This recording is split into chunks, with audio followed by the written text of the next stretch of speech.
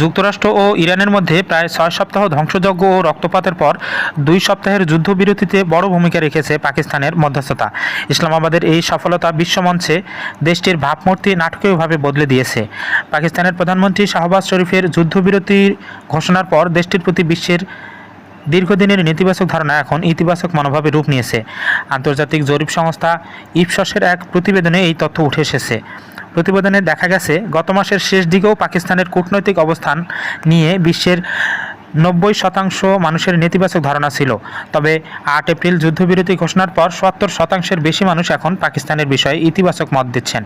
গতকাল শনিবার প্রকাশিত ওই প্রতিবেদনে উল্লেখ করা হয়েছে, আগে পাকিস্তানের প্রতি বিশ্বের নেতিবাচক মনোভাবের পিছনে কিছু সুনির্দিষ্ট কারণ ছিল। সমালোচকদের মতে, পাকিস্তানের অভ্যন্তরীণ রাজনৈতিক ও অর্থনৈতিক অস্থিরতা, আফগানিস্তানের সঙ্গে দেশটির আঞ্চলিক উত্তেজনা এবং কূটনৈতিক বিশ্বাসযোগ্যতার অভাব এর পেছনে প্রধান কারণ ছিল।